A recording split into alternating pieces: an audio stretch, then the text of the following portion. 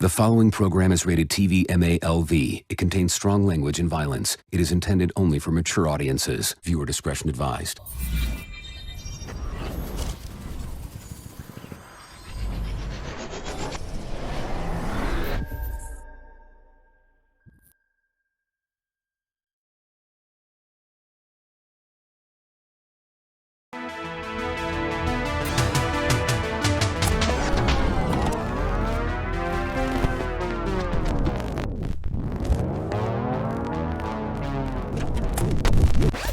There is nothing like the roar of a crowd, especially that of an ambition crowd. The ambitious take over Miami, Florida, as tonight a spectacle is underway. Teams that have been having a war of words and actions. Sanctum takes on the Wrestle Club in 3-on-3 competition. New stars are destined to be made as speculation and wonder looms around the Scumchester Battle Royal. Foes will be destined to team as Gonzalo Munoz and Chris Green face off against the Wolves of Vanguard. We're sending Bishop, hitting the nuclear option, and introducing everyone to Suplex Valley. Tonight, live from Miami, Florida, Ambition is in your mom's house.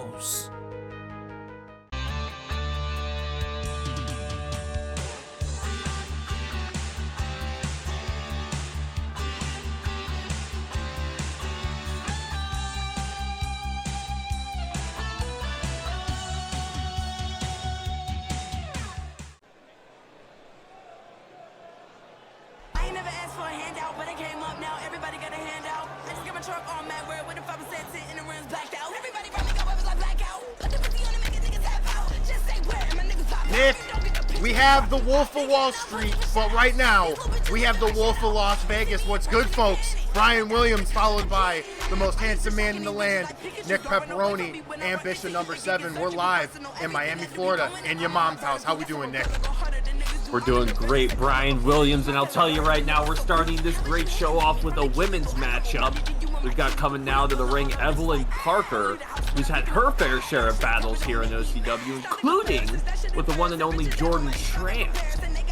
An absolute interesting turn of events when Jordan Trant sort of nothinged himself into the annoyance of Evelyn Parker, which we all saw that historic intergender one-on-one match between Jordan Trant and Evelyn Parker. An absolute thriller of a match. But now, Nick, the current challenger is on her mind, and that is the Combat Center standout, the woman that has, this is only her 3rd match in OCW, and that is the former undefeated MMA champion, Jasmine Cathy. Now, wrestling and MMA are two different sports, but there's a lot of crossover, a lot of influence between the two. And I'll tell you right now, Jasmine Cathy brings a wealth of experience and an undefeated MMA record that will certainly help her out in the squared circle. We've seen that before. We've seen it before, and we've also seen the fact that, Jasmine sort of has Evelyn's number, but you know what? That wasn't a multi-man match, well, multi-woman match, excuse me. Don't cancel me, 2022, I should know better. But we seen in that fatal 4-way at the last Ambition event, Jasmine Cathy came up victorious. Wolf of Las Vegas went to the general manager's office, said, absolutely not, give me that rookie and one more match. And Nick, well, here we are. The ladies are opening the show, one of the more prestigious slots, and it's time, baby. Everybody wants that starting match, but can they set the example? Can they set something to follow? Oh my God, is Jasmine Cathy with a reverse roundhouse kick takes down Evelyn Parker. The big senton to start the matchup. That's a good way to start. Right into the cover, hooks out outside leg, take down, 1 count. You were pretty much right. You said there's so much crossover ability between the two sports, and we've seen that. We've seen an MMA strike, and then we've seen her just drop herself right onto Evelyn, followed up by that modified spine buster. Jasmine Cathy, not one to not have strength. These are probably 2 of the strongest women in OCW's women's division, Nick. Oh, guaranteed.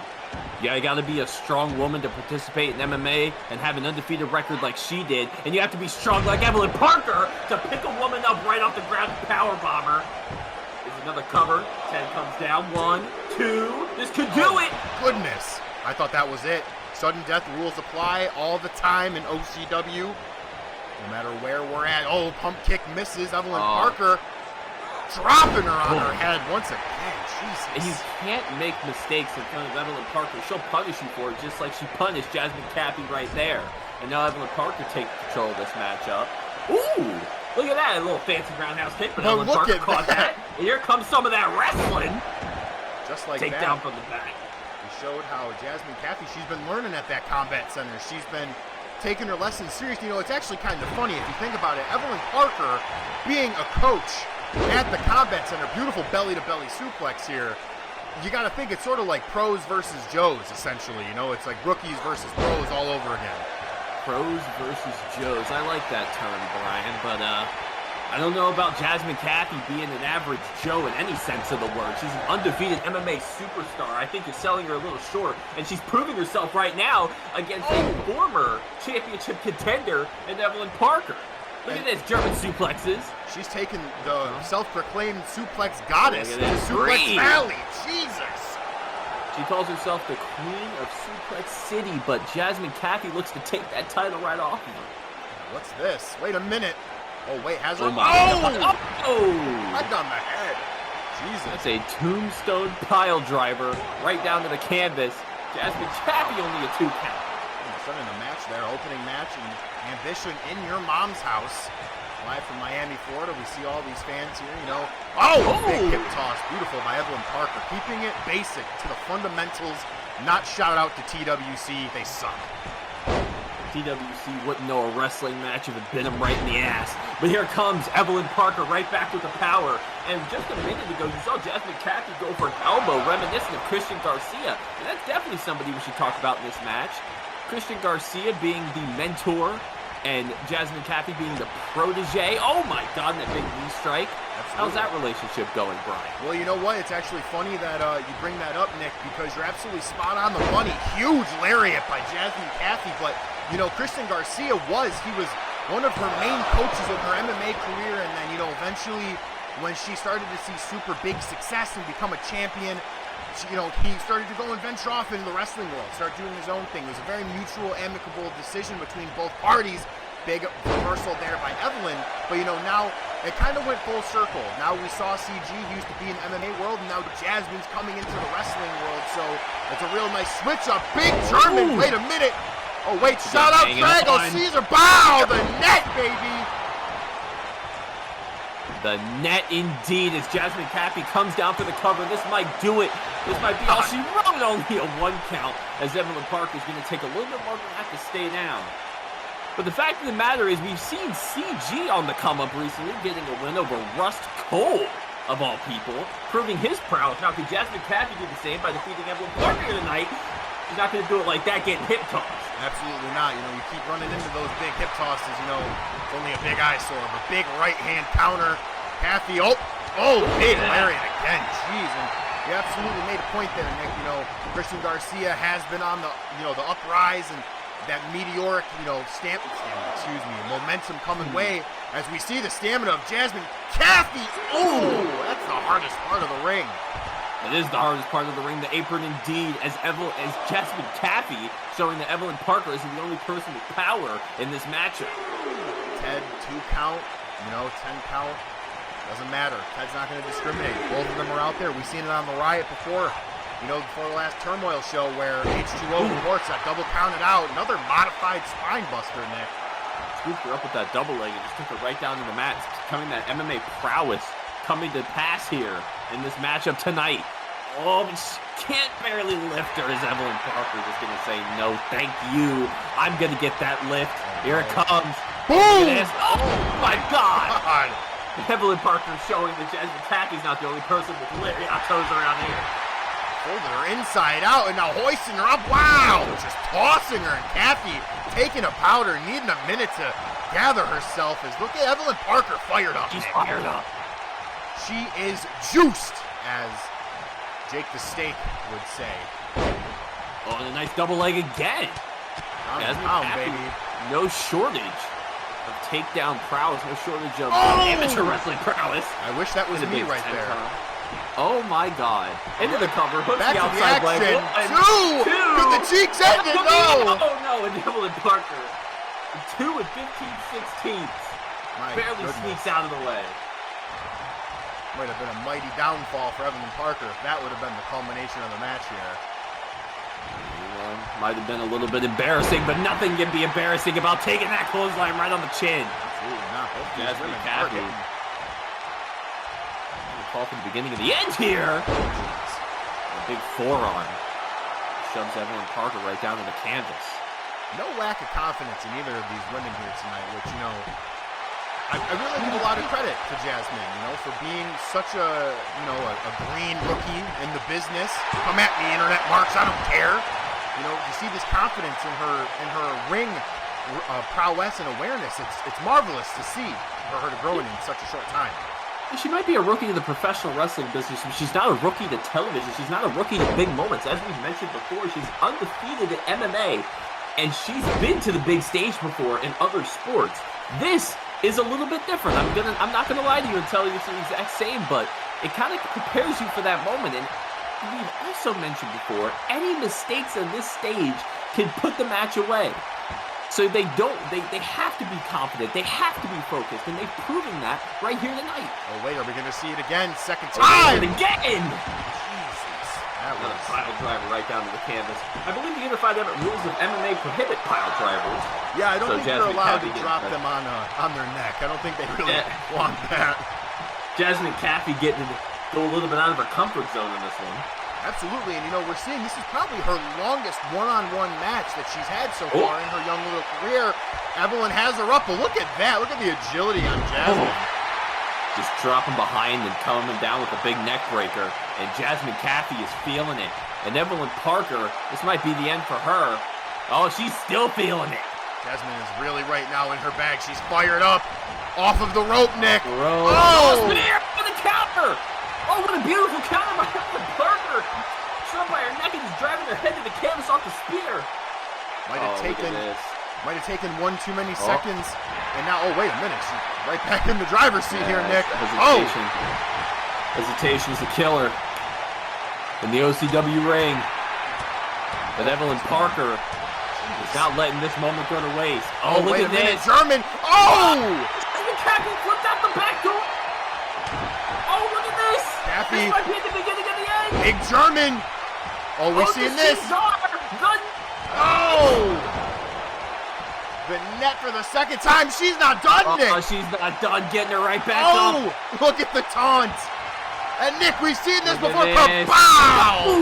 Landed her right on her head. This has to be it. That should do it. One. Oh! Just kicks out at one.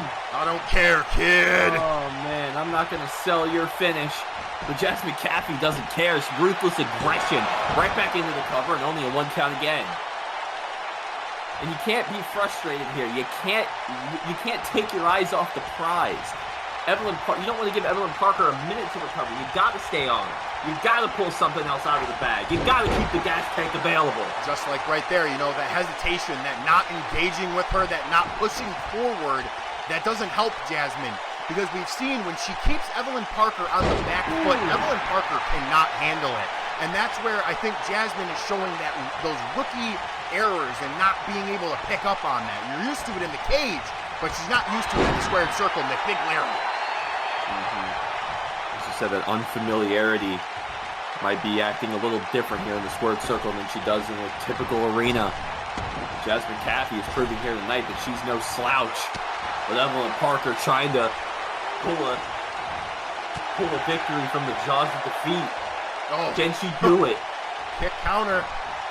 Another Jasmine Cathy takedown. Continuing with the prowess. Look at Evelyn Parker finally going to be able to get some separation and take a powder. But she's right back in. Oh, Jasmine, I don't know why you're kicking at the rope. Turn around. Oh, right into look at this again. Lariato. My God. If it ain't Jasmine, don't fix it. What's this? I think we might be seeing it one more time, Nick. Oh, she missed the kick. There's Once another more for lariat. Good luck. Absolutely. Got to get that good luck charm. Oh, Ted's checking on Evelyn. I'll tell you right now, if a clothesline is what works, if you have to clothesline her 5, 10, 15, 50 times, it doesn't matter. If that's what works, it works. Keep going to it. And at some point, you're going to have to be able to put Evelyn Parker away. We haven't seen that yet. Oh, big right hand. technical footage errors in is the going on truck. the truck. Yeah, the truck is really struggling right now.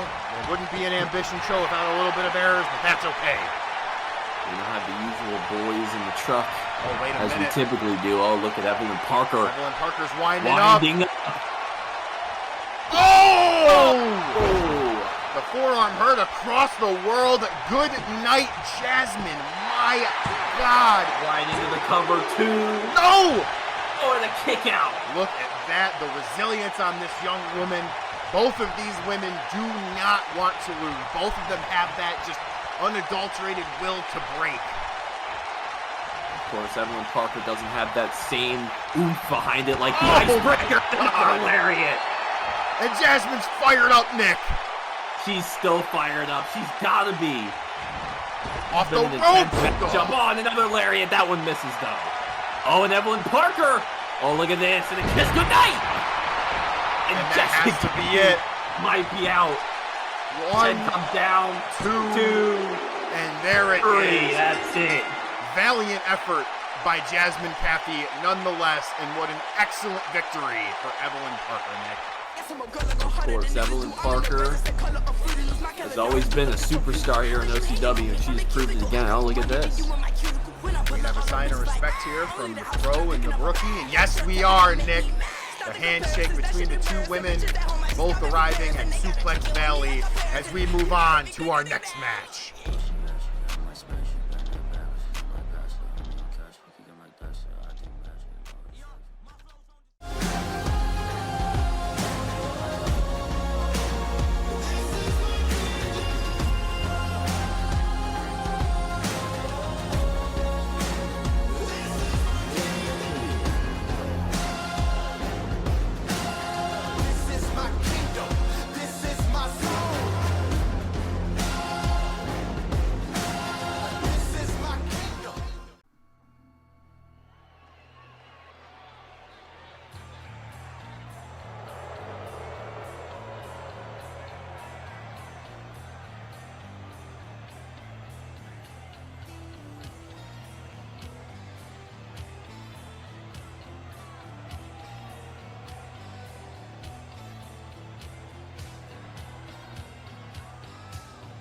Nick, there are icons, there are enigmas, and there's everything in between. And then there is Hyper Mantis Red.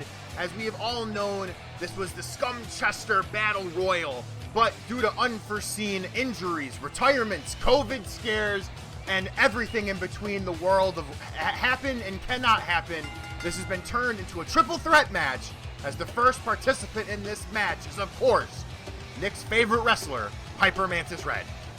You know, I'm not going to lie to you, Brian. I've heard a lot of things about Hyper Mantis Red. I've seen and read a lot of things about Hyper Mantis Red. But I did find out a fun fact about him that I can, in fact, share here tonight. Would you like to know that fact, Brian? I would always love to know.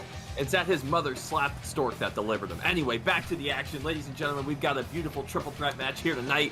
Originally supposed to be a battle royal, but as everything Brian mentioned, we've now come down to these three participants. Some of the... I don't know if I could say the best. I don't know what I could say. We got three people that we found that could be in a ring and could wrestle in front of the people that paid money to see these people here tonight. Absolutely, Nick, and that's all that matters. You know, Hyper Mantis Red, I'm not going to lie, when he was just the Mantis, he definitely had some prowess and some moments of his own right. But you know what? Let us not just have all negativity here, because there is some good stuff, baby. And that's, we may have gotten rid of one Hollywood star, but that doesn't mean that we can't get a corn star. Yes, sir! Here he is, the freshly debuting Marco Mack, Nick. Marco Mack, a new superstar on the scene. We're always looking for some new talent here in OCW. And Marco Mack definitely has the potential. He's got the look, he's got the style. But does he have the prowess, Brian? And we can see that here in the ring tonight when we see...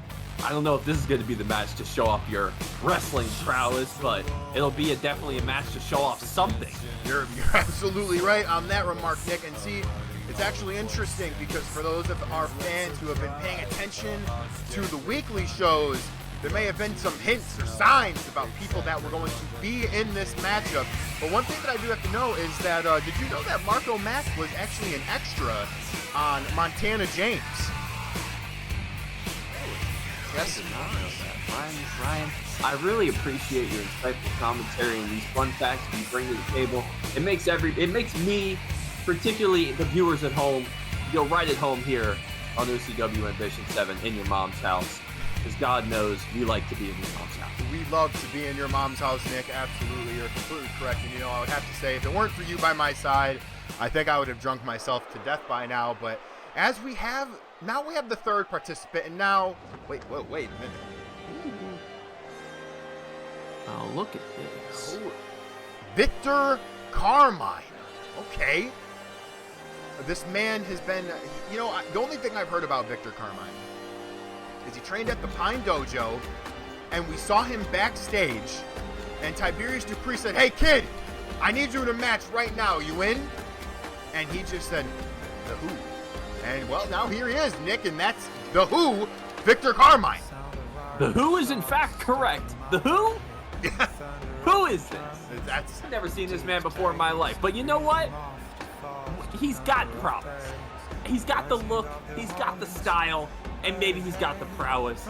But who knows? Maybe we'll find out tonight. Maybe we won't. But ladies and gentlemen, these are 3 people in a ring that are going to wrestle. And we'll see how it goes.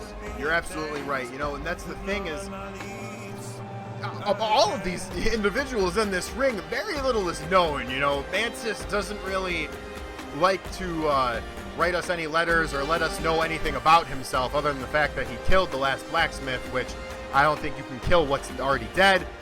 Marco Mack, this man has been a C-list superstar since the beginning of our age. And then Victor Carmine, who is the essential punchline of OCW as Who, because I don't know who this is exceptionally well.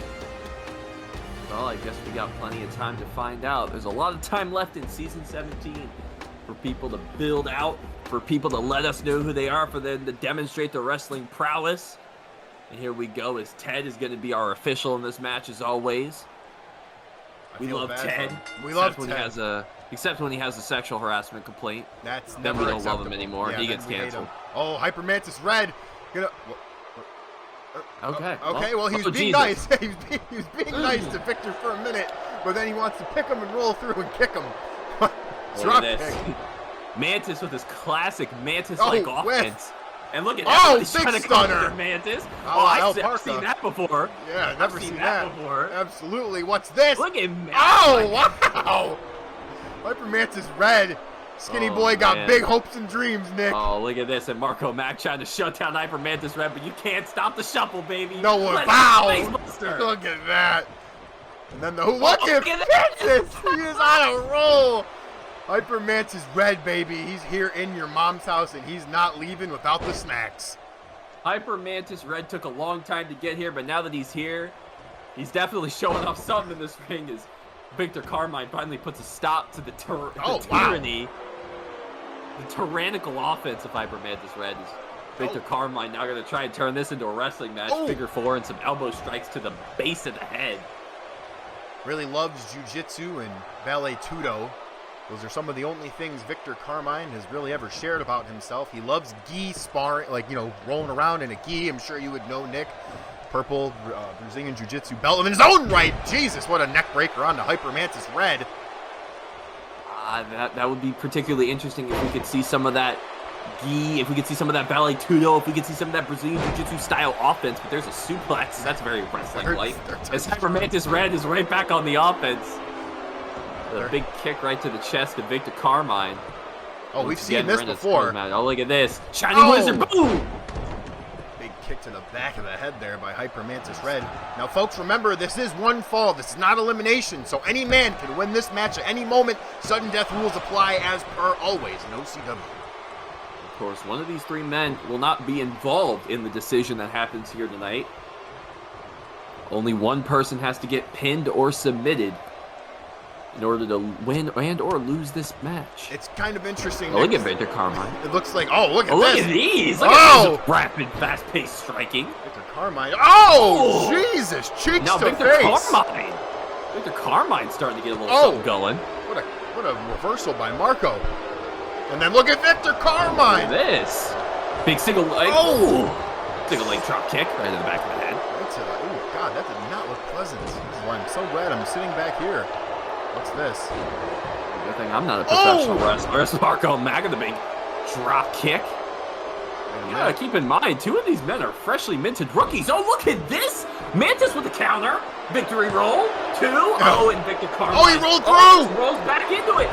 Victor shoved him into the... Wow! Shoved him into the counter, yeah. How smart is Victor? This man, this is the first time I've ever seen him in a wrestling ring. That has to be something for something there. Jeez. Oh! Oh, my God! Oh, that was awesome! Look at this backstabber. Oh, my God! And this could be it! Shout out Tiberius Dupree! No, a 1 count. Mantis doesn't sell for a legend. Oh my God. You know, I can't lie to you, Brian. I thought this would be a lot worse than it is, but I'm going to tell you, I'm pleasantly surprised about the acumen that I've been seeing in this ring so far. You're absolutely right here, Nick. Oh, I mean, big whiff here, rookies doing rookie things, but that's completely okay. Victor Carmine's like, I'm tired of this. But Marco Mack's not having anything of him. Oh, big chop gets countered.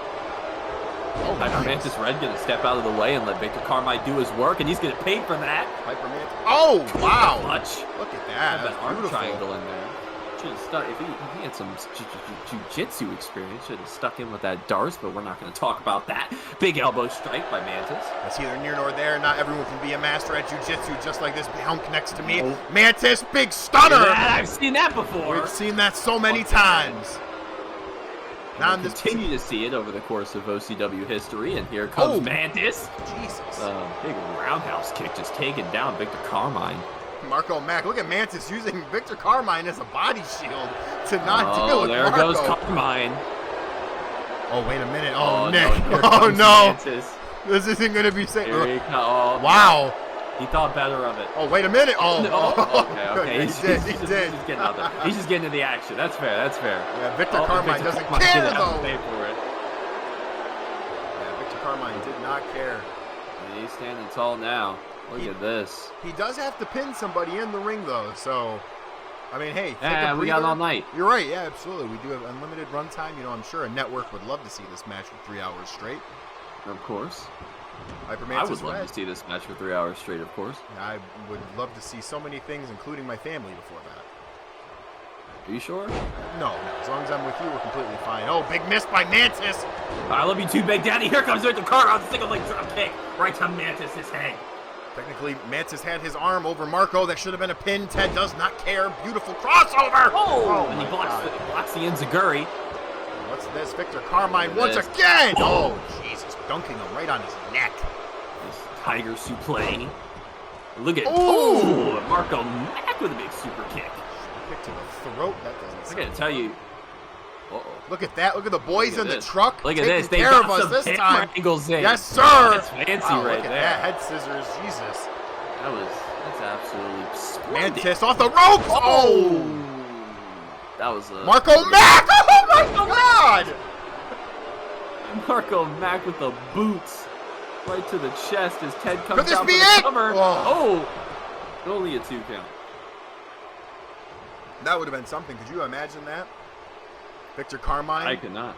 Getting back in the ring here, in between both men. I don't know if that's where I'd want to be. Marco Mack's used to that probably. Here comes the Sunset Flip Powerbomb. Victor Carmine just getting planted by Hyper Mantis Red. Marco not really used to getting touched by the smaller guys, but you know what? Whatever gets him that paycheck. At the end of the day, big there you go. Kick. Hyper Mantis Red got a big drop kick, flying around the ring as he usually does. Nothing different about Hyper Mantis' offense. Hugely botched Enziguri. The air. Oh, he got it there. Big poke to the eye, thumb to the eye. And now what's this? Mantis. Oh! Ooh! Dropped down. Nice, Enziguri.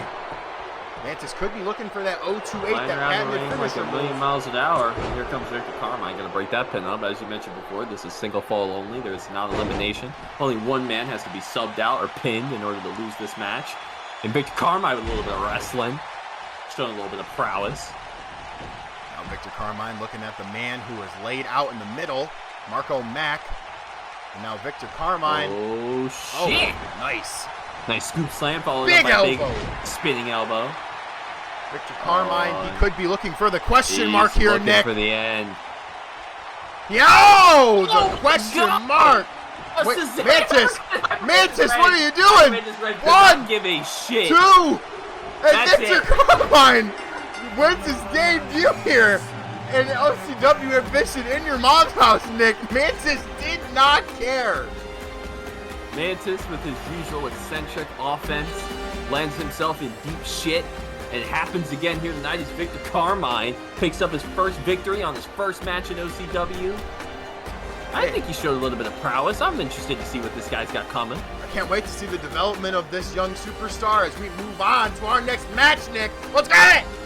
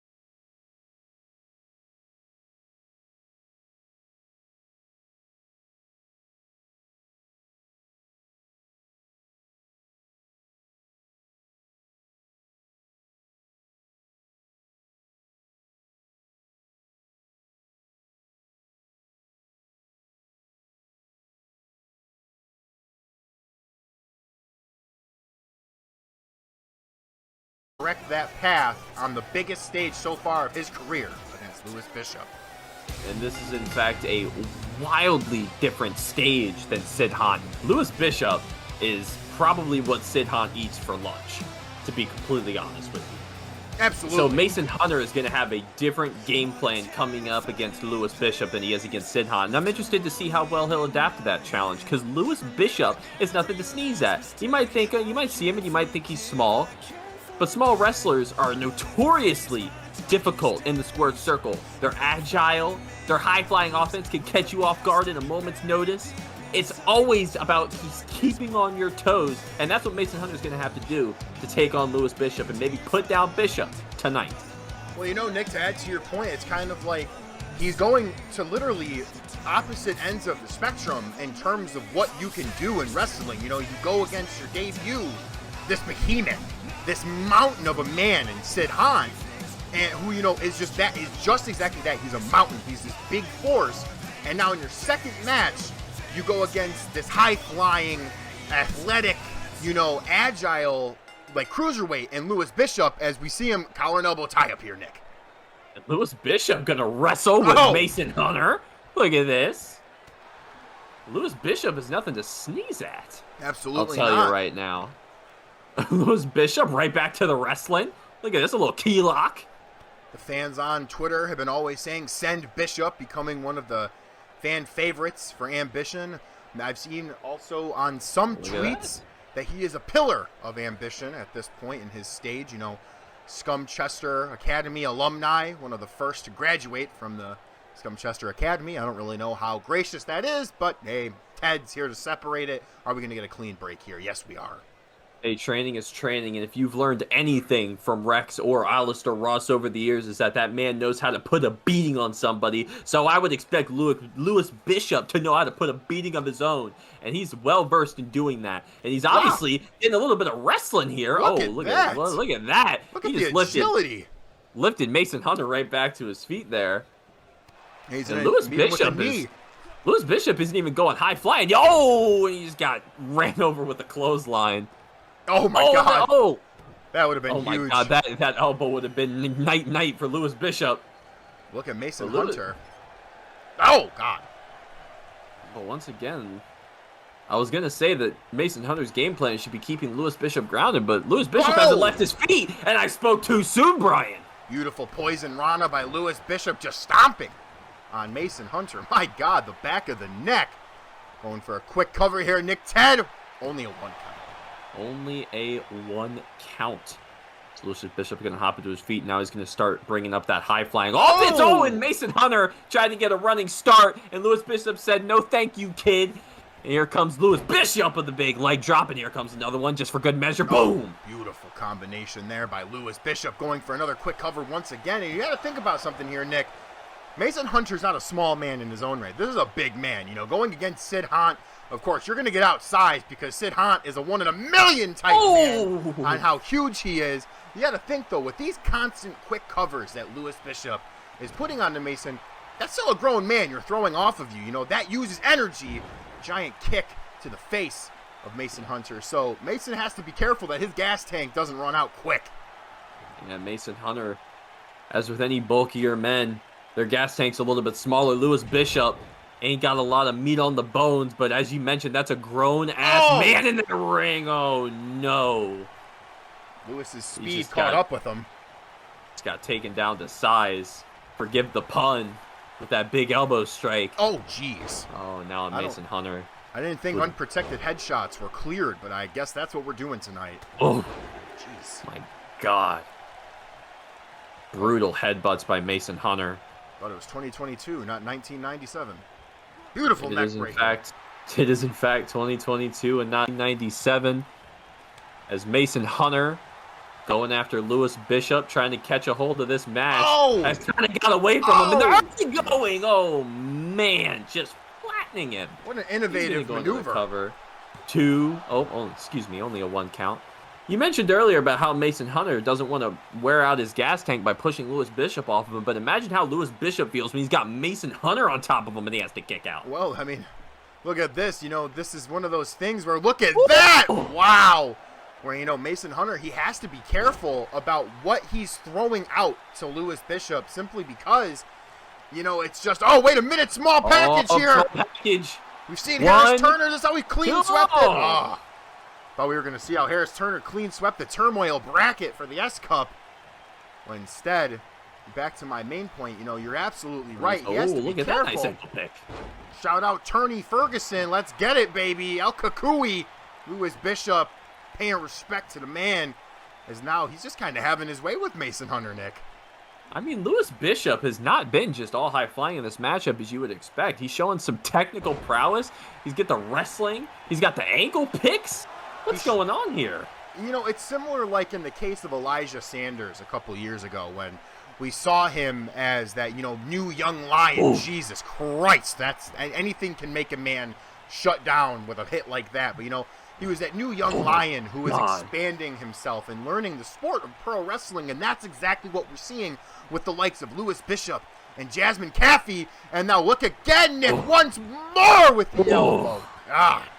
If it ain't broke, don't fix it. Mason and Hunter. Here comes Lewis Bishop trying to rally back against Mason Hunter, and he will. Once again, picking out the legs right from under Mason Hunter. Loves that leg sweep. Loves targeting those legs. Mason Hunter just has that brute strength. Trying to chop down the tree. Trying to bring him down to size. Oh, and Mason Hunter, the big lariat, about decapitated Lewis Bishop. What's this? Oh, what is this? Oh, wait a minute. We might... Oh, no. Oh! And the elbow right to the back of the neck. Yeah, that's not fun. That doesn't feel good. No. I never want to experience that. Oh! Another leg sweep, Nick. Right back to the sweeps for Lewis Bishop. Look at this. We've seen this before. Nice little monkey flip right on over. Beautiful maneuver by demonstrating Lewis Bishop. His strength. Absolutely. Lewis Bishop, deceptively strong for his size. Well, as what we've seen on Twitter by John Carter, everyone is on steroids. As hilarious as he is, he makes the greatest shit posts we see in OCW. Of course. Back to the action. Mason Hunter in the driver's seat now. And what's this? Oh, Lewis Bishop. Beautiful counter. Lewis Bishop. What's this, Nick? Oh. Paying him back for that forearm to the back of the neck. Oh, man. Oh, and Mason Hunter going to sweep the leg out. Now look at this. A little back and forth reversal action. Lewis Bishop, being elusive as ever, going to bounce off the ropes. Oh, and he's going to miss that knee strike, and he's going to dearly pay for it, as Mason Hunter now might have some chance to get some offense in. Oh, wow. Shout out James Frazier. Reportedly furious as Titanium Baldy in the back. I claim every single move in this match, and you can't tell me otherwise. Big German. Oh my God. I'm sure that's somebody's move. That's probably. Look at the outside leg kick comes down, only a 2 count. Lewis Bishop trying to muscle Mason Hunter off of him to get that shoulder off the canvas. This has been an interesting matchup so far because we haven't seen one of the men be in firm control for too long. You know, each guy has had their moments of dominance and their moments to shine, and right now that man. Oh, wait a minute, Nick. Oh no. Oh, wait a second. Oh my God. Oh my God. And these brutal knee strikes right to the skull of Lewis Bishop. Mason Hunter trying to put the hurt on Bishop right now. I guess we are back in 1997 with the Pride Rule style, you know, just kneeing people in the head. Lewis Bishop doesn't matter. Big counter by Mason. And Lewis Bishop, on the counter, and now he's got some opportunity to do some offense. Big sling blade, taking down Mason Hunter, taking down the big man. Trying to hoist now him Lewis up. Bishop has an opportunity to get some offense into the big European uppercut. You're going to toss him up into the corner. What is he looking for here? No. Oh, and Mason Hunter just tosses him away. Mason Hunter, what's look this? At this. And a big Uranagi side slam. That might be it. That could have knocked him out. 2-1. Nope. Oh, and only a 2 count. Barely. Spoke too soon. Lewis Bishop still in this match. We, of course, know this young man has the heart of a lion. Yeah, Lewis Bishop has a lot of heart, just like a lot of these other rookies. Oh, and a big super kick right to the midsection, and a big uppercut. Beautifully Lewis timed. Bishop, he's got the high flying, he's got the wrestling ability, and now he's got the hands. Right now, Lewis Bishop what can't this man do? Perfect package, Nick. Of course. Off the top rope! A big elbow drop right to the small of the back. That could be. Nope, never mind. Smoke. Guess I was completely wrong. Thought that would have been it, but Mason Hunter is not having it. I guess when you're big, you have extra muscle on you. Oh! And Lewis Bishop looks like he's getting some momentum now. Taking control of this match, putting it in his corner. Trying to put away the big man Mason Hunter, and Mason Hunter with the counter. Counter by Lewis Bishop with the counter. Lewis Bishop has an answer for everything Mason Hunter's throwing at him. And it's proving to serve him well tonight. Oh, the drop kick. Misses wildly. Both counters. Oh, both counters. You think these men have fought each other hundreds of times. Oh, Teddy's down. Oh, Ted is down. That might create some room for some shenanigans, but honestly, with either of these competitors, I don't think so. And Ted's just going to get right back up to his feet. He's fine. Oh, wait a minute. Lewis Bishop. Mason's... Corner to corner. Oh! Boom! Huge. Corner to corner. The drop kick. Absolutely taking the wind out of Mason Hunter. And Lewis Bishop's not done. He's not done yet, Nick. He might be looking for that patented DDT. Oh! Oh, Mason Hunter catches it. Now look at Mason Hunter. Look at the power. That's what happens when you have, probably about 100 pounds or more on your opponent. Of course, Mason Hunter just has the ability to muscle around Lewis Bishop if he could just get a hold of him for a second. As you've seen in this matchup, Lewis Bishop proving deceptively evasive. Look at that. But it's all right as he gets caught in the middle of the ring. To his mentor. Oh my God, and Mason Hunter kicks out. Rookies kick out. We know that, Brian. Hey, we absolutely do. No one's selling anybody's finisher here, Nick. As rookies do not care. They gotta go over, kid. They absolutely have to. Is Mason Hunter going to try and put a stop to this contest? And Lewis Bishop will not let him do it. This is incredible. Counter by counter. These two have just been going counter for counter each night, but one too many times. Second one. Oh. And here comes the cover hook of the outside leg, too. Oh, my God. Rookies kick out, Nick. Rookies kick out, and Mason Hunter kicks out. He's got heart. There's no doubt about that, but Mason Hunter, does he have anything left in the tank to really put Lewis Bishop away? Oh, there's a nice start. There's something he could build some offense off of. Oh, and grabs him right around the waist. Now this is going to use sheer like a rag doll. Oh, and a big power bomb. Well, and only a one count. Look at Lewis Bishop. My God. The kid just doesn't care. He's still in it. He's not giving up. Lewis Bishop has put way too much effort into this match to see it snuffed out. Oh my God. Nice counter. It looked like Mason Hunter was going for a knee of some sort, and Lewis Bishop came right over the top of the kick. That speed and agility is just keeping Lewis Bishop one step ahead of Mason Hunter, but I don't know if this is going to keep him ahead. Oh, a counter yet again. Counter to a counter. Lewis Bishop has an answer for almost everything Mason Hunter has thrown at him during this match. And Mason Hunter going to try and get to the corner, try and get out of harm's way. Let's see what's going to happen here. Oh, wait. Oh, a smack to the mouth. Right in the mouth. Right in the mush. Oh, wait a minute, Nick. Oh, no. Lewis Bishop, I don't know if we've seen this before. Oh! And the Meteora right to the gut. And Mason Hunter could be done for good. 1, 2. Oh, my God. Mason Hunter. This Mason kid Hunter. Is juiced. 2 DDTs, a Meteora right to the gut, and Mason Hunter is still alive. This man doesn't know when to put it down, but he doesn't matter. Bishop, big corkscrew. Just right back on top of him, not letting Mason Hunter breathe for a second. Going back to those legs. You can't kick out if you can't walk. Yeah. You can't walk around. You can't drop a knee. You can't pick up a big boot. Lewis Bishop with a smart strategy, trying to just ground him. He's hit him with everything in his arsenal and then some.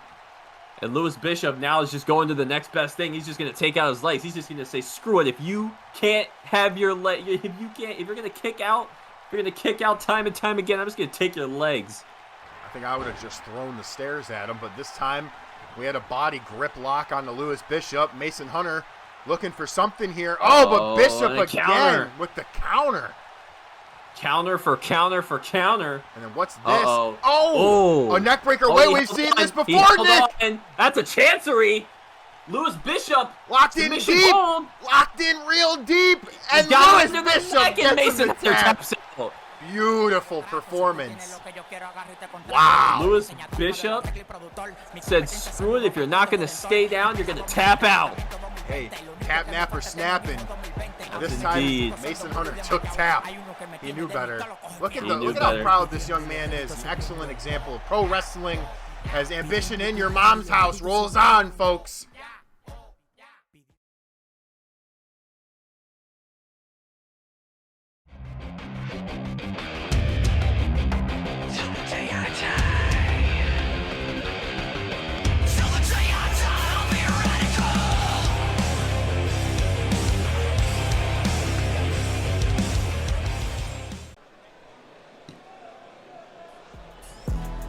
Ladies and gentlemen, we are back.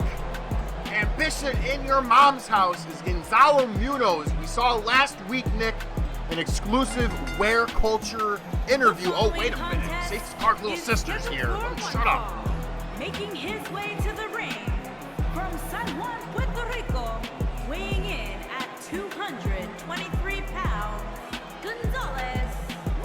Gonzalo Munoz, Stacey's Clark little sister, but I'll let you off the hook. Nick, we saw an exclusive Wear Culture interview last week from Brian Williams, myself, me, with Dennis Dillinger, that DDE was back at it again with the shenanigans to try and make Chris Green's life awful, and that is how we have this tag match here tonight. I don't know why, but it's Gonzalo Munoz and Chris Green, oddly enough, taking on the Wolves of Vanguard.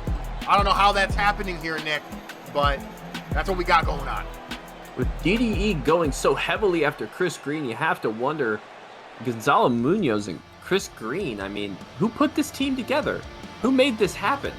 And will Gonzalo Munoz even be willing to back up Chris Green in this matchup? There's a lot of questions we have unanswered that won't be able to be answered until we actually get into this matchup, but out now comes one of the hottest rookies, has been made a star in recent times by the Ambition shows, and has really proven himself to be full of heart. It's Chris Green.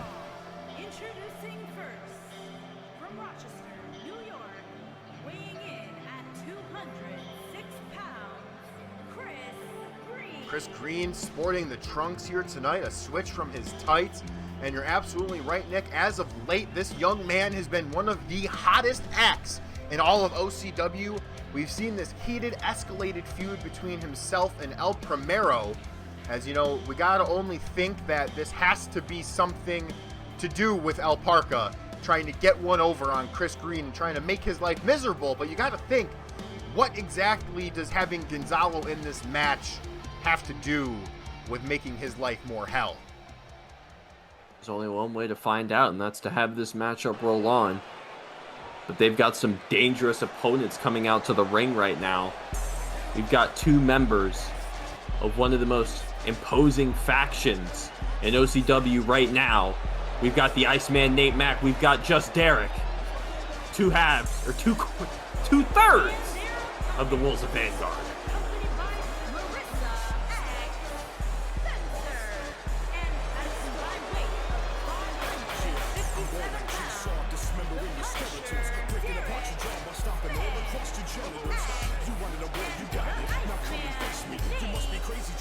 Absolute mouthful for SCLS, but you're completely correct, Nick. We have 2/3 of the men in Wolves of Vanguard as Nate Mack and Just Derek, what has been known now to be the proper formal tag team of the Wolves of the Vanguard. They're looking to try and catch a W here tonight. Their last, marquee bout was meant to be against Sanctum, but obviously with fortunes untold, and sadly we saw Elliot Parker and, oh God, who attacked, wow, I'm a horrible human being. We had Elliot Parker attack Sheldon Tremblay and Just Derek throw Frazier through a table. So, tonight they finally get another tag team opportunity. As, later on in this show, Nick, the tag team champions are going to be in action. They indeed will be. As right now, we've got a tag team looking to get back in the title hunt in the Wolves of Vanguard. And the most unlikely of allies in Chris Green and Gonzalo Munoz. As you mentioned, how does this further DDE's goals? How does this further El Parca's goals of trying to make Chris Green's life a living hell? You got to think, especially with Gonzalo starting a match. Wow, the strength. We've heard El Parca call Gonzalo his personal Sicario, his personal hitman. And, you know, we've seen that, especially on the last Riot, when we saw Gonzalo attack Colin Locke backstage. Obviously, we then saw later on, after Colin recovered, the Ultra Scoop. But now back to the action as Derek hits with a beautiful clothesline counter onto El Parca's Sicario. Indeed. I mean, Gonzalo Munoz, as you mentioned, is no slouch. Calling him his personal hitman, he's a very dangerous in-ring competitor, particularly when you let him get going like he's doing right now to Iceman Nate Mack and formerly to Just Derek, who tagged out to get away from this man. But listen, Gonzalo Munoz, I don't think he's going to lay down just because Chris Green's out there on the apron, but who even knows if he's going to tag Chris Green? Maybe he'll try and do this whole thing on his own. Maybe he'll try to prove himself as his personal, as you say, El Parca's personal Sicario. You're absolutely correct, you know, and that's something that I've always thought was very interesting with the development through Chris Green and El Parca's dealings is we've noticed El Parca constantly is adding a different edge to himself between, you know, each of their altercations. You know, he used to have CG by his side. We saw in Turmoil that clearly they cashed out on their investment as Alistair Ross laid the beat down on Christian Garcia, and now El Parca claiming he has a new right-hand man in Gonzalo Munoz, who, while handsome, is as star-studded as possibly could be. But the Iceman Nate Mack, Nick, we know him all too well. He is a big, burly bastard who is just looking to lay hands on sons of bitches. Indeed. You got a clash of styles here. You've got Gonzalo Munoz, someone who would say is a pretty boy, but there's nothing pretty about the offense he lays on opponents in that ring. And you got Iceman Nate Mack and Just Derek, two big horses who are just going to toss you around and make mincemeat out of you. This is a clash of styles, and we'll definitely see how it goes right now as we got Just Derek in the ring. Just Derek, oh my God, has Gonzalo. Look at the strength. Jesus. And a big pump handle slam. Now look at this, Nick. Gonzalo's going to tag in Gonzalo's going to tag in Chris Green. I wonder what's that. Oh, wait a minute. Oh, and Derek just caught him. And Gonzalo Munoz is going to step out. If you look, though, he doesn't have the tag team rope in his hand. OCW rules state you got to have the tag team, the tag rope in your hand for a tag to count. And it's really interesting. He's standing in the corner watching Chris Green just get pummeled by these clotheslines, but does not have the rope in his hand. We are, in fact, a federation of rules, and as you stated, the OCW rulebook does state that in order for it to be a legal tag, you have to have your hand on the tag rope. That is just how it is. And Gonzalo Munoz, as you mentioned, is not holding on to that tag rope, and Chris Green is going to try and get some offense in, but Just Derek going to shut him down and just cyclone him right down to the canvas. Yeah, we're not middle-aged does here, Nick. We do things professional, and we use the tag team rope as Just Derek is just literally manhandling Chris Green to his corner. Holy, a big boot to the stomach as he separated him. An absolute brutal shot. It's Just Derek is going to shut him down and toss him right back into the corner. Oh, and Chris Green going to try to fight back now. Chris Green off the ropes. Chris, that's not what you needed. Misses by a mile. Don't know what he was looking for, but Just Derek knows what he's looking for with a big Cobra clutch slam. Now, Nick, look at that. You got to think about something here, Chris, what is his mental outlook right now? You know, you got Gonzalo Munoz, the guy who you literally watched beat down Colin and help beat down on Chris at one point on one side, and then you got Wolves of Vanguard. Chris is surrounded by enemies. Chris is indeed surrounded by enemies. Ted! And Ted is just not going to count this cover. Almost like Ted's in the pocket, trying to watch Chris Green get pummeled. But anyway, regardless of conspiracy theory, Chris Green has shown himself before to have a lot of heart. And if anything, he can't be concerned about that right now. He can't be thinking about all these enemies he's got to deal with. He's just got to take it one person at a time, one beat down at a time. He's got to try and mount some offense to get back into it, and that's what he's doing right now against Iceman Nate Mack. Big whiff. That one connects. Oh, connects again.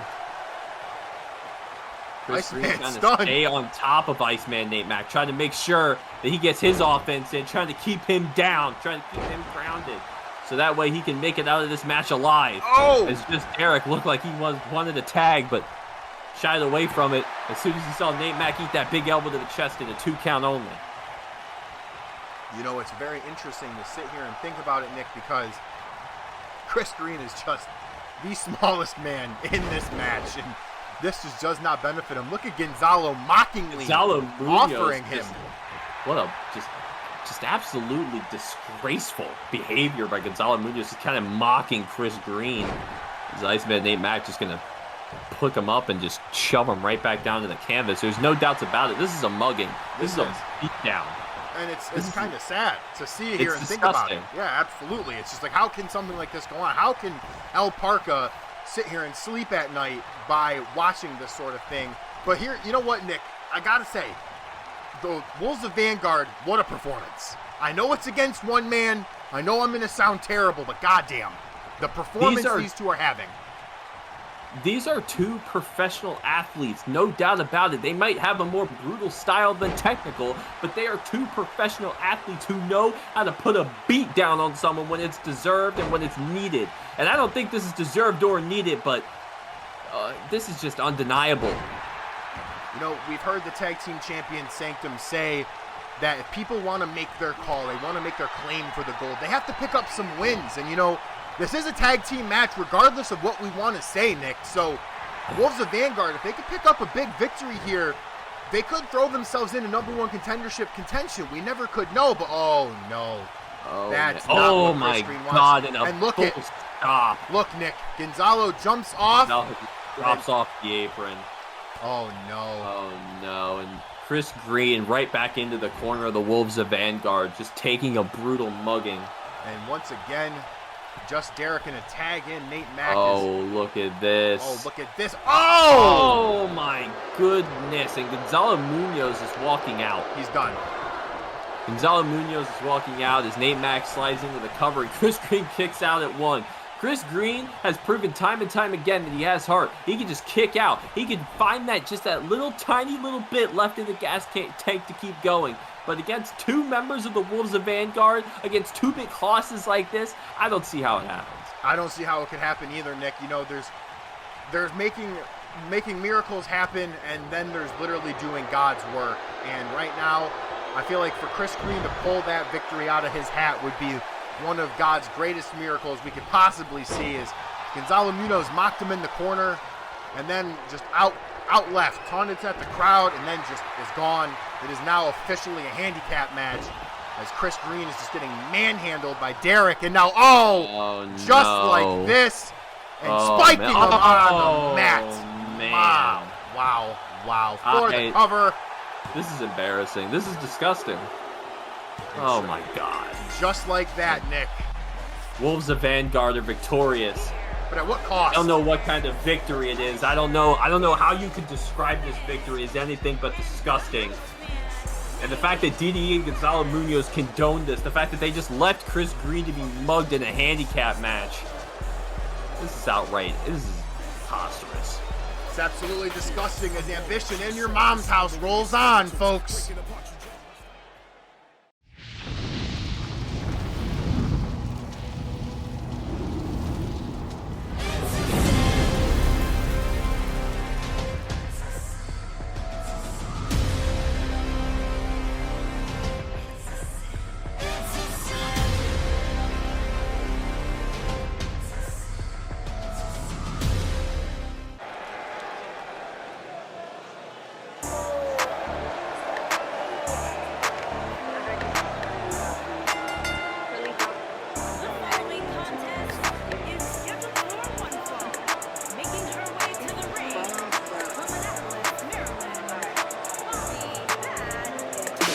All these baguettes on my neck, I make it look easy. Youngest going in, I make it look light. 16 bars, 16 G's easy. Two-tone for the frame, but the Buffy's all white. Yeah, I make it look easy. Yeah, I make it look easy. Ayy, way too easy. Ayy, I said too easy. She ain't tell you what the problem is. Well, tell that to shut her mouth if she ain't poppin'. Bitch, I want the Dolce and Gabbana, I don't politic. Window shopping, I just know they never copy. Ran up another bag, all these gotta pay me. I heard her news, I think Shorty getting lazy. I'ma drop another tape just to drive the game crazy. I done turn my city up, now every DJ wanna play me, that's for real. All these baguettes on my neck, I make it look easy. Youngest going in, I make it look light. 16 bars, 16 G's easy. Two-tone for the frame, but the Buffy's all white. Yeah, I make it look easy. Yeah, I make it look easy.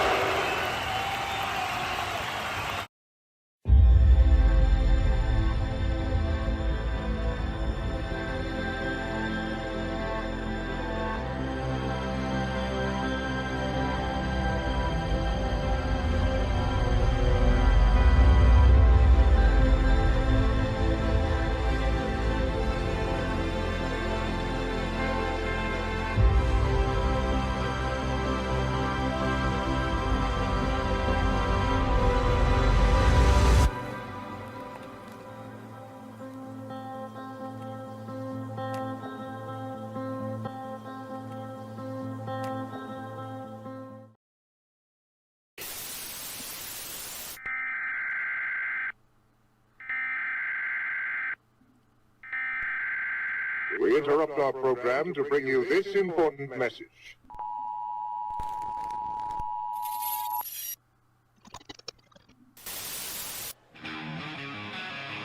Ladies and gentlemen, is it a bird? Is it a plane? Are we under nuclear fallout, nuclear annihilation?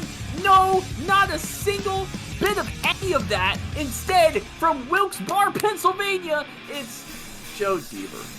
It's the #1 Deaver believer himself, Nick, I think that is the only one.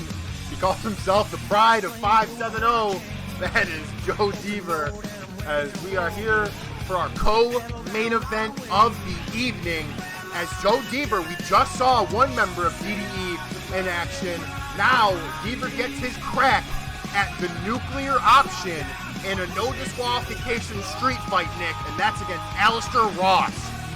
I'm not gonna lie, we've seen great hardcore matches in the past in OCW. I mean, who could forget matches like Rex versus Austin Lee?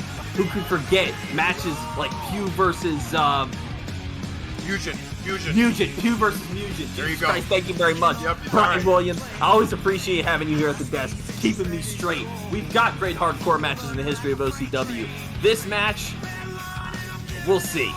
This match could exactly turn out to be like that triple threat we saw against Joe Deaver, Just Derek, and Elliot Parker. And I'm glad to have you here at the booth here with me as well, Nick, because you are keeping me not straight the more I sit by you and how much I love you, buddy.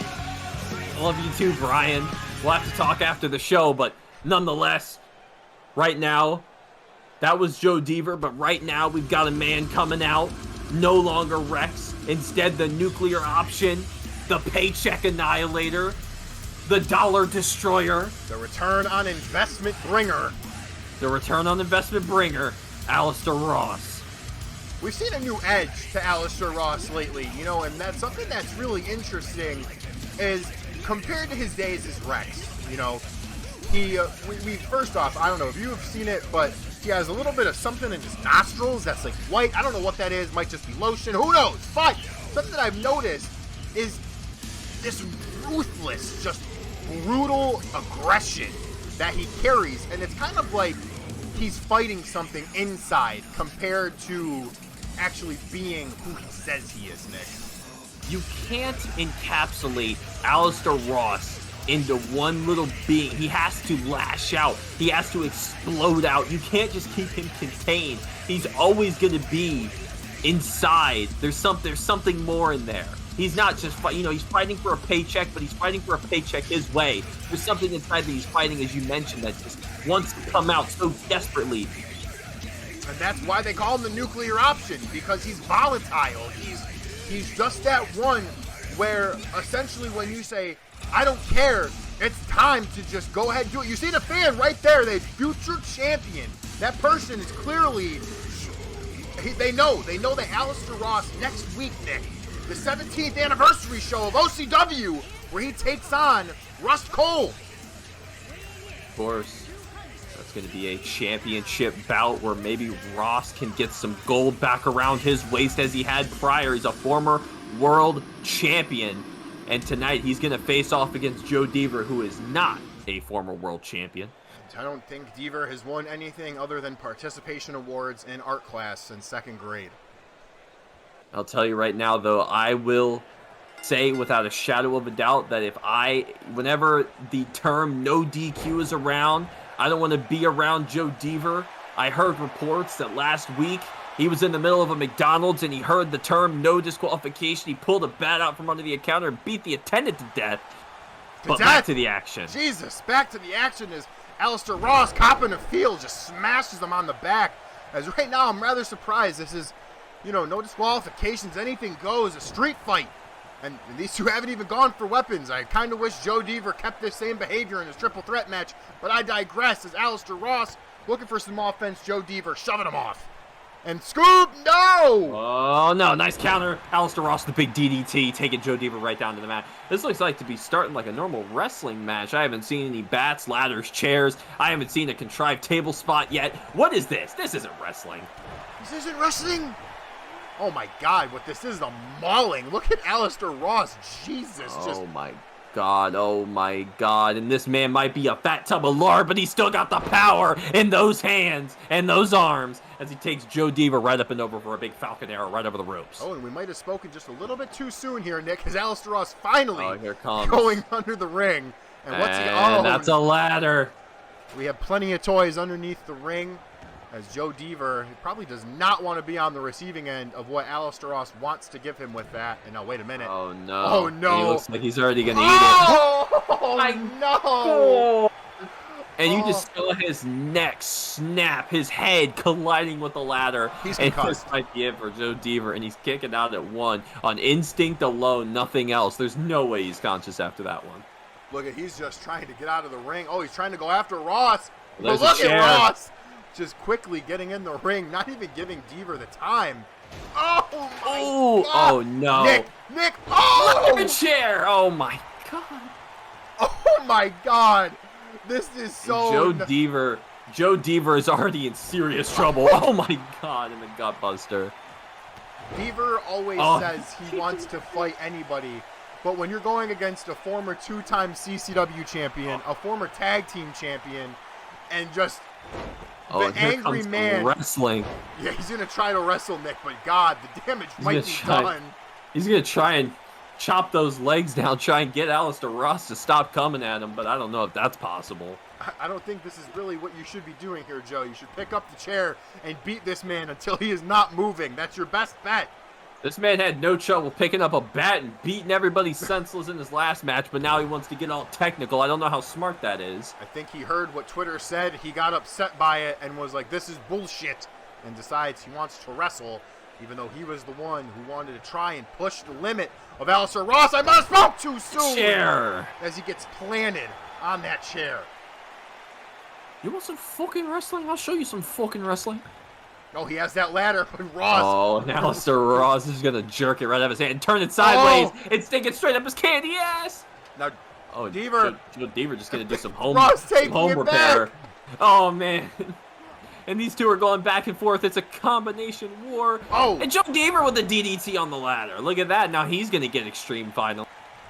Now Deaver, where's he going? Sliding out of the ring. Ross grabbing at his neck. We all know that he's had multiple injuries, multiple surgeries. Oh, he's going to grab the stairs. I don't know if this is a good thing! Oh, and Aleister Ross missed by a mile and paid for it severely. And Joe Deaver shoving those chairs right into the spine. That's surgically repaired somewhere on Aleister Ross. God knows somewhere on there is probably surgically repaired. Everything on this both man's of these body. men. Both of these men now looking for more weapons, more toys. Ross brings a kendo stick. Deaver brings a table. This ring is getting filled up real quick here, Nick. Deaver swinging. He is swinging for the fences. I feel Swinging bad for the for fences Ted. with that kendo stick. Ted needs to get out of the way. Ted might get hurt. Oh. Look at these big knees to the midsection by Joe Deaver. Look at that onto the here it back comes. of the chair. Oh, that he just drove his own back into the chair. I don't know if that was smart there. Might have taken a burnt back roads, you know what I'm saying? Jesus, I don't know if that's what I would want to do. And now another toy. A burnt back by the roads. I can't say I've heard that one before, but we'll stick with it. Sometimes when you shoot, Nick, you got to use hieroglyphics and hope they pick them up And somehow. Joe Deaver with the most brain no. Oh my God! Joe Deaver thought, I guess his mother never told him it was rude to point. Because when you pointed people, that's what you get. And Joe Deaver trying to go right back on the offensive after getting driven into that ladder first. How is he conscious? How is he standing up? I couldn't tell you, Brian. He literally got planted on the ladder. And Ross just lobbed a big fist. Oh, no. Joe Deaver's jaw. Oh, no. Oh, my God. I usually don't enjoy watching humans get the shit beat out of them that much, but wow, this is incredible. Oh, my God! Oh, and Ross landed on the ladder. Taking some of the brunt of the punishment, and Ross is just going to slide into the cover. Deaver might be it. Oh, no, and Deaver kicks out. That is incredible. Aleister Ross is taking Joe Deaver's bump card and just tore it up. I need to take a look. Oh, my Everything's legal. Everything is legal in a street fight. Hey, whoa, whoa, whoa. Oh, hey, yo. And, oh, come on now. This is ridiculous. Not my diet soda. Yeah, come on. Don't touch his stuff. We don't Not know. my... This is ridiculous. It's just like when Elliot took the last donut. These pigs. Oh, my I God. know. Oh, my God. Yo. A big scoop to the outside by Alistair Ross. Oh, God. What's going to happen here? This is insane. Alistair Ross is just beating his man. Joe Deaver counters. Oh. The big backbreaker. Deaver needs to fight for his life because Alistair Ross is trying to kill this man. I know. Luckily, we're on pay-per-view and there is no ad. Oh, God. Oh, no. Oh, God. Get out of the way, Brian. Oh, Get out of the way. Nick, back up. God, thank God. Wait a minute. Thank God, over here. Oh, my God. A power bomb on the table lip. Thrown out right there on the floor. All right, let's take a seat here. Thank God I can take my seat back. You know, them being 3 feet away is apparently safe for us, but, you know, that they're 1 feet away. Oh, no. The patented bat. You see what that is? That's a bat. Oh!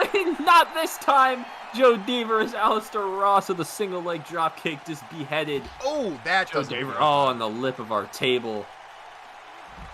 Oh, man, these two are just going to war right in front of us. And as you said, Joe Deaver needs to fight for his life right now. Oh, no, Nick. Oh, God. He needs to fight for his life. If he's got anything God. left in the gas tank, now's the time to pull it out. Oh, no. Oh. Oh, and Joe Deaver counters. Big counter by Deaver. He knew better. He knew that what Alistair Ross needed was that going counter. For. Oh, but Look at Ross this. refusing. Oh, no, the headbutt. Oh, my God. Here we go. Oh, and it just... That is a sharp corner. No matter what table. people think, that is sharp. That doesn't feel good. I've banged my knee on that corner plenty of times, and it's not fun, ladies and gentlemen. Imagine your bare neck. God. Wait a minute. Oh, my God. Oh! Oh, right on the table cover. What absolute gentleman, not smashing our table. This has to be a new record. I know. This has to be. Amazing. This is Thank why God we're on the Ambition crew, not the actual roster, because those animals, they don't care. They break it. Yeah, rookies have at least some ounce of respect left in them. They haven't had it beaten out of them yet. Absolutely. They realize that they have a show for themselves. So like, all right, let's not get too reckless. But I mean, Jesus Christ, we have Home Depot in our ring right now. We do. We've got everything but the kitchen sink. Oh God. Man. I don't know if he'll be able to wrestle after this. Good health insurance. God knows we don't give it to him. Yeah, absolutely not. You think we gotta do that? No. Oh, and Alistair Ross. Oh, shit! Oh my God! He got off and he banged his head. Wait a minute, but it doesn't matter. What? Alistair Ross has been hit on the head so many times. His head's callous. Every concussion's just his head is callous. His head's callous, Nick. Doesn't matter. Doesn't matter. He's just right back to the offense. Oh man. Alistair Joe Deaver thrown right into the corner. Boot to the face, and Joe Deaver's going to try and fight this with all of his might, but I don't know if he's got anything left. Oh my God! And Joe Deaver just went to the table. Oh my God! And Nick, Alistair he could be Ross setting up for it. Might be calling for the end here. Good night, Glasgow! Oh Glasgow! My God! That's such an American way of saying it. I'm sorry, Ross. Don't beat my ass. 2, wow! 3. Oh my God! Nick, that truthfully was an ass beating. Joe Deaver, thanks for coming, but you're going to need some medical attention, kid. Alistair Ross, once again victorious in a hardcore match. Sounds like a broken record at this point. This man has been through so many of these battles, and he just added another one to his notch against rookie Joe Deaver. What a victory. What a performance. Against the Anniversary 17 here, Nick. As ladies and gentlemen, don't go anywhere. Main event is up next. OCWFED is a hybrid pro wrestling eFed that combines elements of role play and competitive play using the WWE 2K franchise. Whether you're on PlayStation or Xbox, OCWFED is a creative outlet for gamers and pro wrestling fans alike. With over 16 years experience producing weekly content and live Twitch events, OCWFED has a thriving community with handlers from all over the world. If this sounds like your cup of tea, come check us out at OCWFed.com, OCWFedTV on YouTube, and OCWFed on Twitch. It's like D&D for wrestling nerds.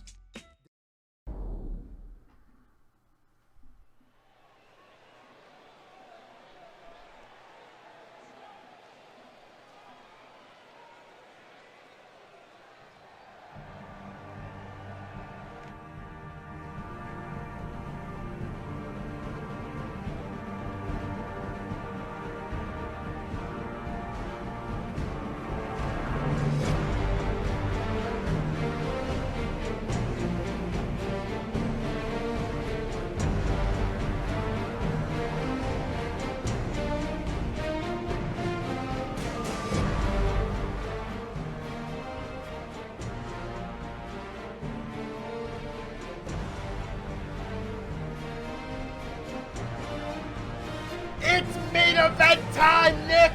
And you know what that means, baby boy.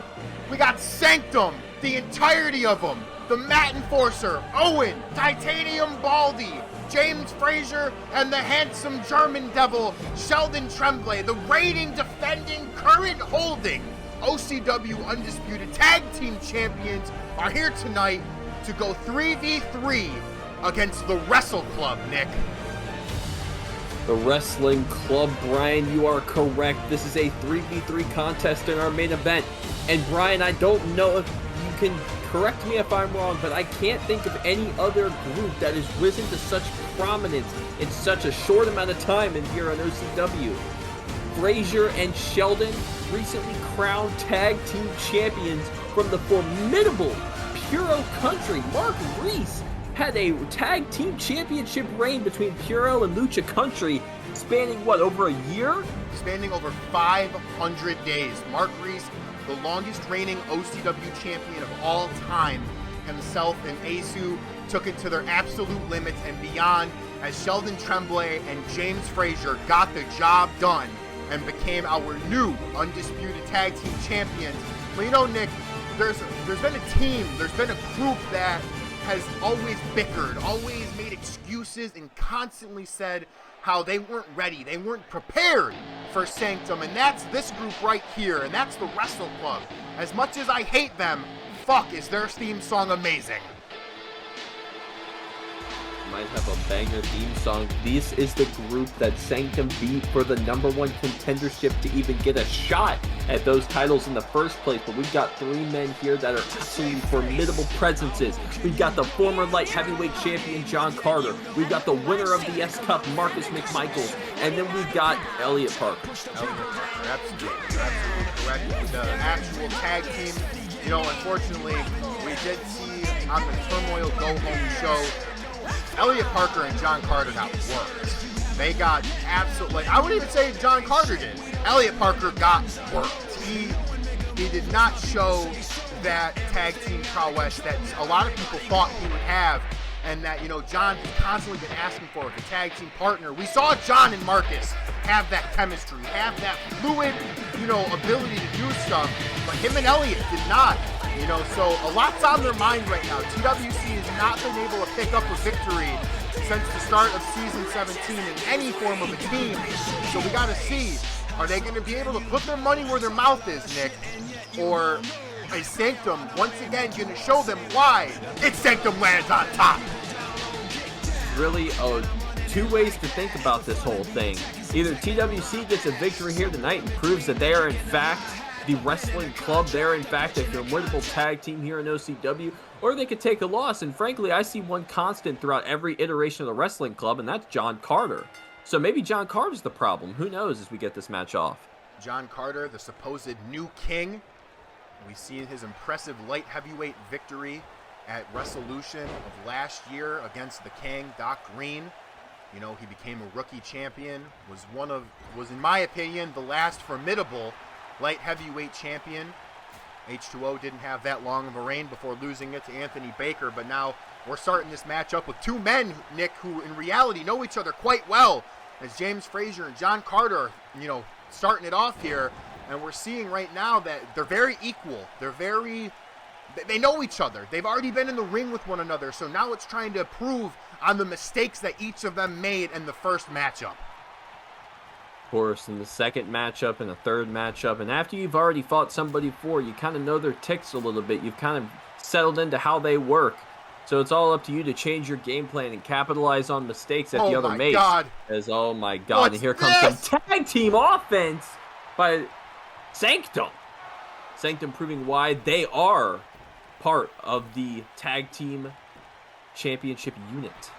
And let us not forget here, Nick, that Sanctum, Owen and Sheldon also had a tag team match against QC Connect beforehand and showed that anyway. It's kind of like how TWC always says, you know, they're a well-oiled unit, they're a well-oiled machine. Well, we haven't seen that. But with Sanctum, they haven't not only said it, they've shown it. Sanctum has demonstrated that tag team prowess that we continue to talk about. But let's not discount the Wrestling Club.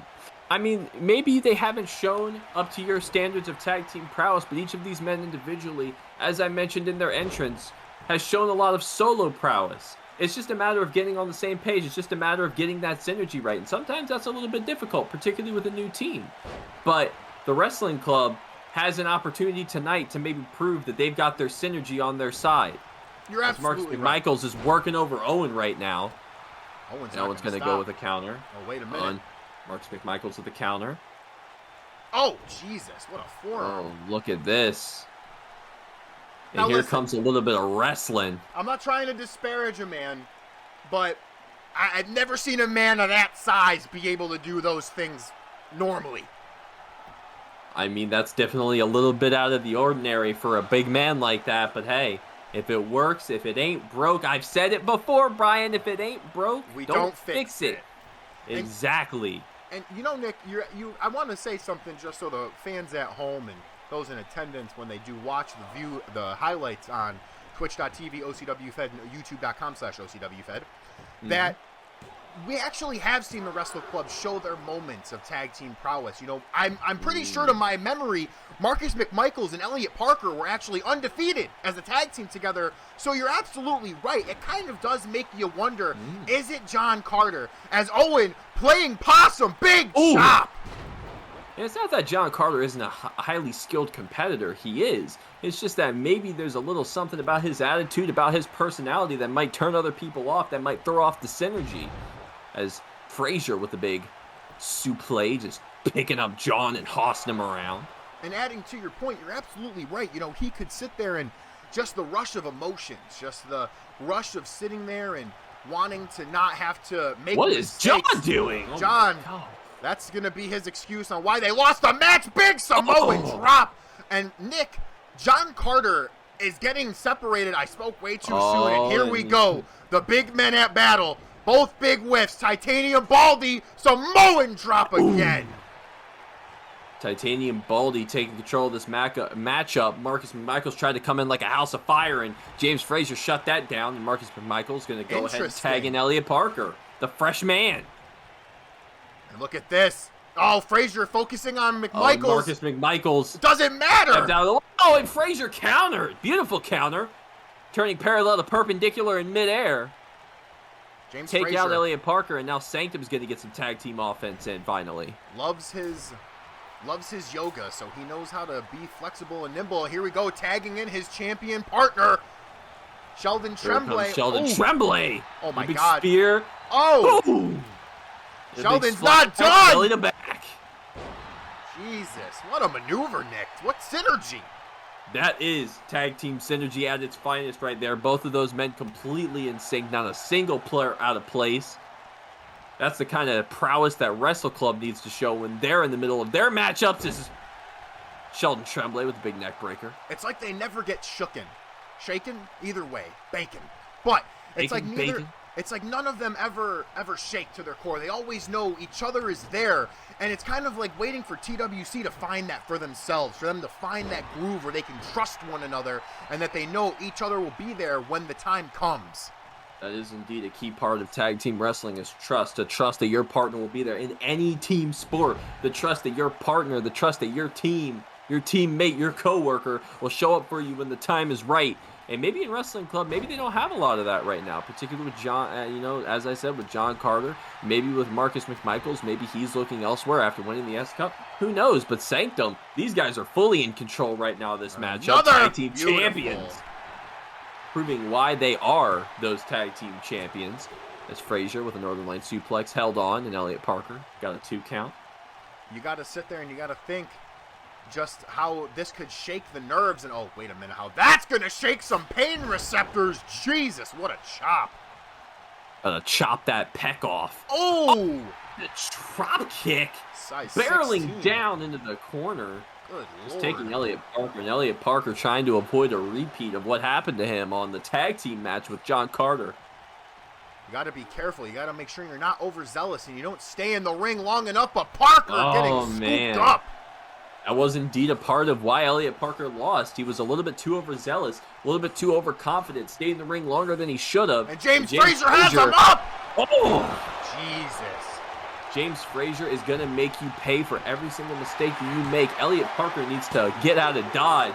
Oh, and he almost takes a 3 count, almost putting this match to bed early. You got to sit here and think. Look at James Frazier going in the corner, keeping Parker separated. This is one fall to a finish, folks. So any one man could get, oh, Jesus. Oh, jeez. Chops. Oh, wait, we're not done. Chops. Oh. Oh, man. And James Frazier, he's looking to end this, Nick. Has him up. No way. The move that won him the titles. Oh. Jesus, that's it. And Elliot Parker is down. Oh, he kicks out. Well, no one likes to sell finishers on ambition, Nick. Elliot Parker said, I'm not eating a repeat of what happened to me. And I'm going to kick out this time, and he did. Absolutely. And now he's got to make it to his corner. But Sanctum is a master in cutting off the ring. Oh, and Elliot Parker finally getting some offense in and going to do the smart thing and tag in the big hoss, Marcus McMichaels. But look at Marcus McMichaels tagging in John Carter. I wonder what the strategy is here. You know, Elliot Parker got the break that he needed to get away from Sheldon Tremblay, and now we're tagging in John Carter, who he himself is not 100%. He is not 100%. Marcus McMichaels, as you just mentioned, is the fresher man in this situation. I don't know why. See, this is the kind of breakdown, this is the kind of small mistakes in the tag team strategy that has plagued the wrestling club for their existence. And Sanctum just seems to kind of have these things down pat. And you got to sit Sheldon there. Tremblay firing back with the right hand. Sheldon Tremblay just doesn't care about going into the fire. As wait a minute, John Carter has him up. The H-Plex connects. Oh. Has him. Now John Carter is going to stay on Sheldon Tremblay and get in as much offense as possible. Oh, here comes some tag team offense by the wrestling club. You know, Nick, I know a lot of people like to sit there and murmur online, but something that always interests me about Wrestle Club is we always hear how there's not a leader, but right now it seems like there is a leader, as John Carter seems to be directing traffic on what to do, as both Frazier and Owen were trying to get the save for Sheldon. Marcus covers him, only a 1 as we roll on. Sanctum didn't feel the need to get in the ring. They knew Sheldon Tremblay could do it on his own, and he did, kicking out at 1. And Sheldon Tremblay is no slouch. He's going to... Oh! Marcus McMichaels, shooter's advantage, just came right at Sheldon Tremblay, trying to get the advantage, and he did. And now he's back in the corner with some big chops of his own. But see, right now, Nick, the Wrestle Club is in the driver's seat as they have their freshest man in the ring. Ted goes down for the 4th time tonight, as no one wants to let this man stand up. As now, oh, wait a minute, Nick, you know this. Oh my God.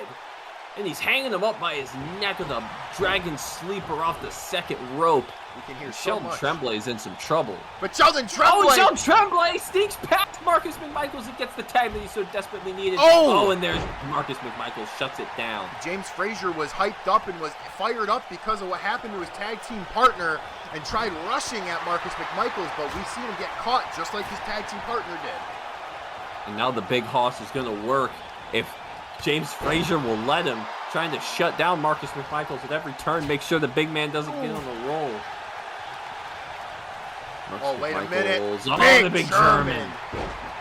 Jesus. He's going to tag in John Carter.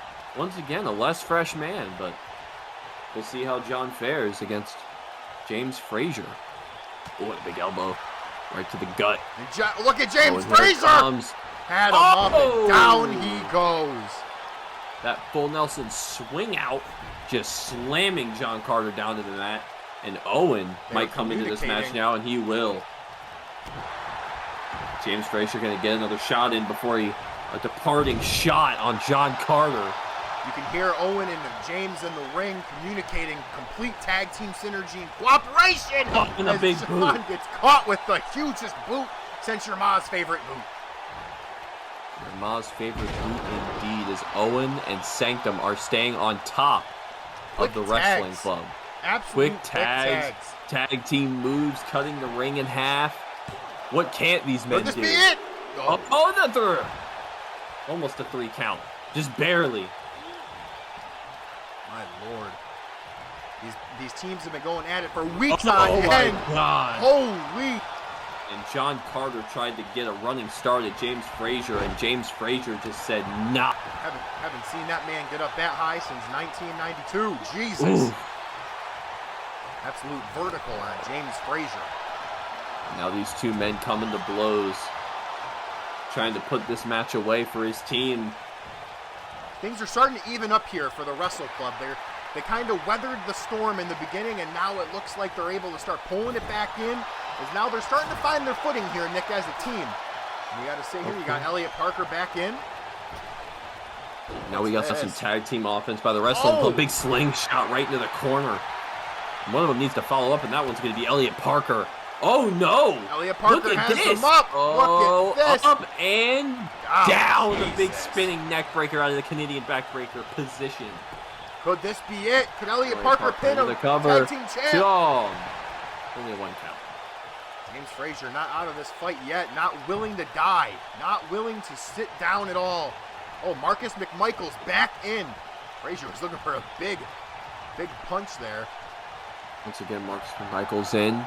Wrestling. Oh, and the Wrestling Club eats a double DDT. As you said, Wrestling Club has kind of weathered the storm of the onslaught. Nice. Of WC is Marcus McMichael's a fresher man as Owen goes into the cover. Both of the freshest men in the ring right now. Marcus McMichaels and Owen. We've seen Frazier and Sheldon go to war. We've seen an absolute slobber knocker right now in the main event of Ambition here. As John Carter gets in the ring and is upset, starts taunting. You got to sit there and think. Owen might not be able to see him, but he got distracted. I may have distracted. Owen saw him out of the corner of his eye and just kind of glanced over for a second. He made a big lariat by Marcus McMichaels. Wait a minute. Marcus once again has Owen on the apron. Oh, God, I think we're going to see it again here, Nick. Oh, here it comes again. This Lotus lock, this butterfly lock of sorts by Marcus McMichaels. Jesus. I wonder who taught him that. I want to know who taught him the agility for that. My God, look at him set. Frazier having words with Ted. Come on, Teddy. Get these guys in the ring. Telling Ted, hey, do your job. Make the count. Get the rope break. Ted just observing, doing what he wants as per usual. I mean, when you get knocked down 17 times in a single match, all we got to think is, now, oh, Jesus. This isn't Alistair Ross. The head isn't as calloused. Yeah, absolutely. Really eats those. Go ahead. Big elbow from Owen. Now we got a battle going on here on the outside.